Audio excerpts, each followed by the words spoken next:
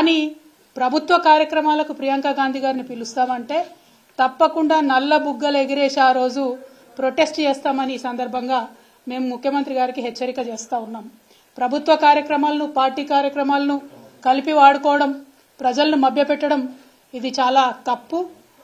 ఆ విధంగా చేసినట్టయితే తెలంగాణ ప్రజాధనాన్ని మీ పార్టీ ప్రయోజనాల కోసం దుర్వినియోగం చేసినట్టయితే ప్రియాంక గాంధీ గారిని ఆ కార్యక్రమానికి పిలిచినట్టయితే తప్పకుండా మేము ప్రొటెస్ట్ తెలియజేస్తామని ఈ సందర్భంగా తెలియజేస్తా ఉన్నాం.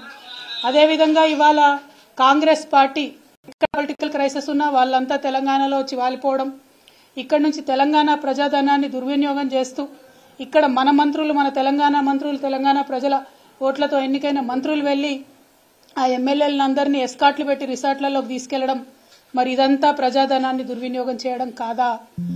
ఒక మాట ఈ ముఖ్యమంత్రి గారు ఎన్నికల సందర్భంలో అనేక సందర్భాల్లో విమర్శలు చేస్తూ అనేక మాటలు అనడం జరిగింది. మేము అడ్వర్టైజ్మెంట్లు వేసుకోము బీఆర్ఎస్ వాళ్ళలాగా అన్నారు. ఇవాళ ఎన్ని అడ్వర్టైజ్మెంట్లు వేస్తున్నారండి? నిన్న ఇంద్రవల్లి సభకు ఎన్ని అడ్వర్టైజ్మెంట్లు వేసిండ్రు మీరు? వాటి ఖర్చు ఎంతో ఒకసారి తెలంగాణ ప్రజలకు తెలియజేయాల్సిందిగా కోరుతా ఉన్నాం. గౌరవ ముఖ్యమంత్రి గారు వారానికి 2 సార్లు ఢిల్లీకి పోతారు. పోయినప్పుడల్లా చార్టెడ్ విమానాలలో ప్రైవేట్ ఫ్లైట్స్లలో పోతురని తెలిసింది. మరి దానికి అయ్యే ఖర్చు ఎంతనో ఒకసారి మీరు ప్రజలకు తెలియజేయాల్సిందిగా నేను డిమాండ్ చేస్తూ ఉన్నాను. అదేవిధంగా మీరు వచ్చిన 60 రోజులు దాదాపు అవుతున్నది. ఈ 60 రోజులలో మీరు చేసింది ఏముందండి? 60 రోజులలో ఏ చిన్న వాగ్దానం మీరు చేసింది మేము అడిగినా కూడా అయ్యో నిన్నగాక మొన్ననే వచ్చినాం కదా, మమ్మల్ని ఇన్ని ప్రశ్నలు అడుగుతున్నారు, కొత్త ప్రభుత్వం కదా అంటున్నారు. ఓకే, డెవలప్మెంట్ మీద మా బాస్ చెప్పారు, కేసీఆర్ గారు చెప్పారు కాబట్టి 100 రోజులు మిమ్మల్ని అడగం. శిశుపాలుడి 100 పాపాలు వండినట్టుగా 100 రోజులకు మీరు చేసే తప్పులు కూడా పండుతాయి. అప్పుడు మాత్రం ప్రజాక్షేత్రంలో మిమ్మల్ని ఖచ్చితంగా అడుగుతాం. కానీ ఈ 60 రోజులలోనే మీ యొక్క పొలిటికల్ వైఖరి ఏంటి, రాజకీయ పరంగా మీరు తీసుకుంటున్నటువంటి నిర్ణయాలు ఎట్లున్నాయి, తెలంగాణ ప్రజలకు ఎప్పటికప్పుడు చెప్పాల్సినటువంటి బాధ్యత ప్రతిపక్షంగా మా మీద ఉంది. కాబట్టి ఖచ్చితంగా కొన్ని అంశాలను ఇవాళ ప్రజల ముందు చెప్పదలుచుకున్నాం. మిమ్మల్ని తెలంగాణ ప్రజలందరూ ముద్దుగా యూటర్న్ ముఖ్యమంత్రి అని పిలుచుకుంటున్నట్టుగా తెలుస్తూ ఉన్నది. ఎందుకంటే మీరు చెప్పిన ఏ ఒక్క మాట కూడా పాలించలేదు, పాటించలేదు. ప్రజా దర్బార్ పెడతామంటిరి, రోజు ప్రజల్ని కలుస్తా అంటిరి. కేసీఆర్ గడీలలో ఉన్నాడు, కలుస్తలేడు, మేము కలుస్తామంటిరి. ఒక్కరోజు కరెక్ట్గా 60 రోజులలో కేవలం ఒకే ఒక్క రోజు రేవంత్ రెడ్డి గారు ప్రజల్ని కలిసిండ్రు. ఆ తర్వాత నుండి ఇప్పటి వరకు ఆయన మళ్ళీ ఎప్పుడు కూడా మొహం చూసిందే లేదు. ఆ ప్రజాపాలన నిర్వీర్యం చేయడానికి, ప్రజా దర్బార్ నిర్వీర్యం చేయడానికి ఒక మంత్రిని ఒక రోజు కూర్చోబెట్టిండ్రు. ఆ తర్వాత నుంచి ఓన్లీ అధికారులను కూర్చోబెడుతున్నారు. ఆ తర్వాత ఏం చేసిండ్రు? రాష్ట్రంలో ఉన్న వాళ్ళంతా ఇక్కడికి వచ్చేందుకు హైదరాబాదు జిల్లాలలోనే ప్రజాపాలన పెడతామని చెప్పారు. మేము చెప్పింది అదే కదా, ప్రజల వద్దకే పాలన పోవాలనే చిన్న జిల్లాలు చేస్తుంది, మండలాలు ఏర్పాటు చేస్తుంది, కొత్త జీపీలను క్రియేట్ చేస్తుంది, తండాలను గ్రామ పంచాయతీలు చేస్తుంది. పాలన వికేంద్రీకరణ జరగాలని మేము కోరుకుంటే పాలన సెంట్రలైజేషన్ జరగాలని మీరు కోరుకున్న ఒకే ఒక్క రోజులో మీకు అనుభవం అర్థమైంది. కేసీఆర్ గారికి ఉన్న అపారమైన రాజకీయ అనుభవంతో ఆయన తీసుకున్న నిర్ణయాలను ఆనాడు విమర్శించిన మీరు ఇవాళ వారి బాటలోకి రావడం చాలా సంతోషం. ప్రజల వద్దకే పాలన పోవాలే, పాలకుల వద్దకు ప్రజలు రాకూడదనే అంశాన్ని నిరూపించి కేసీఆర్ గారు తొవ్వ కరెక్ట్ అని తెలంగాణ ప్రజలకు తెలియజేసినందుకు ముఖ్యమంత్రి గారికి మేము అభినందనలు తెలియజేస్తా ఉన్నాం. అదేవిధంగా మీరు ఇచ్చిన మాటలు, ప్రజా దర్బార్ అంటిరి, పోకపోతిరి, నాకు కాన్వాయ్ ఎందుకు, నాకు పెద్ద కాన్వాయ్ వద్దు, నేను సింపుల్గా పోతా, 15 కార్లు కాదు 9 కార్లే కావాలి, నేను పోతే ట్రాఫిక్ ఆపకండి అని ప్రగల్భాలు పలుకుతిరి. ఇవాళ హైదరాబాద్లో ప్రయాణం చేస్తున్నటువంటి ప్రజలందరికీ తెలుసు, ముఖ్యమంత్రి గారు కాన్వాయ్ పోతుందంటే ఎక్కడికక్కడ ట్రాఫిక్ ఆపుతా ఉన్నారు. కానీ దాన్ని కవర్ చేయడానికి మీ చుట్టూ ఉండే బాజా భజంత్రీలు, ప్రాపగండా టీమ్స్ ఏమంటున్నారు? అయ్యో అంబులెన్స్ వచ్చింది రాగానే మా ముఖ్యమంత్రి తవ్విచ్చింది అంటున్నారు. ఇయ్యాలి కదా, మినిమం కట్టసి కదా. చెప్పిన మాట తప్పి ఉల్టా ప్రాపగండా చేసుకోవడం. కేవలం ఈ ఒక్క విషయమే కాదు, కుటుంబ పాలన అంటుంది. మరి వాళ్ళ అధికారికంగా మీ సోదరులు కొంతమంది జిల్లా రివ్యూలలో వేదిక మీద కూర్చోబడుతుంది, ఇంకా కొంతమంది సోదరులు వేరే నియోజకవర్గాలకు ఇన్ఛార్జీలు ఉండబడుతుంది, ఇంకా కొంతమంది సోదరులు ఏమేం పనులు చేస్తున్నాయో ప్రజలందరికీ కూడా తెలుసు. సమయం సందర్భం వచ్చినప్పుడు తప్పకుండా అవన్నీ కూడా బయట పెట్టడం జరుగుతుంది.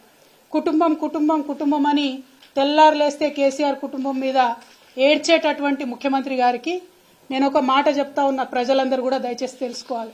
ఇవాళ రాష్ట్రంలో కాంగ్రెస్ పార్టీ నుంచి 22 కుటుంబాలకు టికెట్లు ఇచ్చినారు. 22 కుటుంబాల నుంచి అధికారికంగా ఏదో ఒక పదవిలో అభ్యర్థులు ఉన్నారు. ప్రాజెక్ట్ అయినా ఈరోజు పాలమూరు జిల్లాలో మొదలైన నీళ్లు శ్రీశైలం రాకంటే ముందే రాయలసీమ ప్రాజెక్టు ద్వారా రోజుకు 12-13 టీఎంసీలు 30 రోజులుగిన మనం కళ్ళు మూసుకుంటే 1000 టీఎంసీలు తరలించకపోతాడు. తాగడానికి కాదు కదా, బురద మెక్కడానికి కూడా శ్రీశైలం దొరకదు.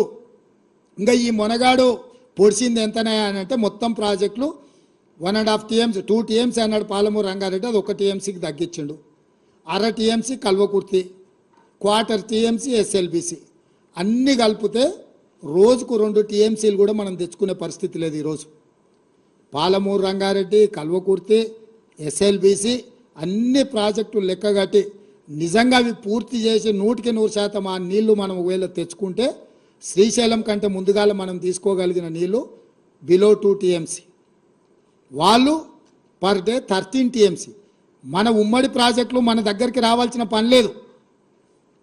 వాడు ధైర్యంగా మన దగ్గరకు వచ్చి మన ప్రాజెక్టులు స్వాధీనం చేస్తున్నాం. అవతల ఇప్పుడు పోతిరెడ్డిపాడో లేకపోతే రాయలసీమనో ముచ్చుమారి దగ్గరికి మనం పోయి ఆపగలుగుతామా? 12-13 టీఎంసీలు పర్ డే తరలించకపోతే వారం రోజులు చూడనట్టుంటే 100 టీఎంసీల నీళ్లు మాయమైపోతాయి. 100 టీఎంసీల నీళ్లు పోయినాక ఏం బురదమెక్తావా? ఇవాళ అవతలున్న ప్రాజెక్టులు ఎట్లా పాలనో చెప్పమని చంద్రశేఖరరావును 10 ఏళ్ళు గాడిదలు కాసిండా చంద్రశేఖరరావు?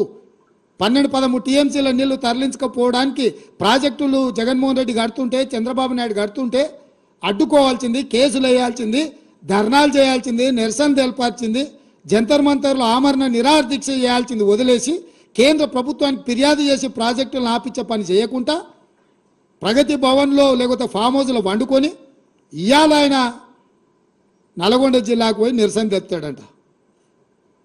నల్గొండ జిల్లాకు నిరసన కంటే ముందు అసెంబ్లీకి రా, అసెంబ్లీలో చర్చ చేద్దాం, ఇవన్నీ ప్రజలకు చెప్దాం తారీఖులతో సహా. ఏ రోజు ఏ ప్రాజెక్టులు మొదలైనవి, ఏ ప్రాజెక్టులు పూర్తయినాయి, ఎవడు ద్రోహి, ఎవడు తెలంగాణను ముంచిండు, ఎవడు తెలంగాణ ప్రజల్ని వంచిండో 100% ప్రజలకు వివరిద్దాము. నేను మళ్ళీ సూటిగా చంద్రశేఖరరావుకు సవాల్ విసురుతున్నా. రేపు రాబోయే బడ్జెట్ సమావేశాలలో 2 రోజులు వైట్ పేపర్తో సహా ప్రాజెక్టుల మీద స్వాధీనం చేసే విషయాల మీద చర్చ చేద్దాము. 2 రోజులు సరిపోలేదంటే అదనంగా కూడా చర్చ పెడదాము. చర్చ పూర్తయ్యే వరకు నువ్వు అసెంబ్లీలోనే కూర్చోవాలి. కాళ్ళు నొప్పి, కంటి నొప్పి, పంటి నొప్పి అని ఇంట్లో వండుకొని నువ్వు నాటకాలు వేస్తే నీ నాటకాలను ప్రజలు గమనిస్తలేరు అనుకోకు చంద్రశేఖరరావు. నీకు ఆడ నొప్పి లేస్తుందో మాకు తెలుసు. అధికారం పోయిన తర్వాత నీ నొప్పి ఆడలేస్తుందో తెలంగాణ ప్రజలకు తెలుసు. కాబట్టి వీటన్నిటిని దృష్టిలో పెట్టుకొని ప్రజల్ని కేసీఆర్ మళ్ళీ గందరగోళపరిచి మోసం చేయాలని నాటకాలు ఆడుతుండ్రు. నిన్న మన కొడుకు అల్లుడు బిడ్డ మాట్లాడిరుగా చిన్నగా చూస్తున్నాడు, చిన్నగా రంగంలోకి ఎట్లొస్తే బాగుంటుందని. నువ్వు రావాలి, చర్చ చేయాలి, మేము సిద్ధంగా ఉన్నామని చెప్పి మీ ద్వారా చంద్రశేఖరరావుకు తెలియజేస్తున్నాం.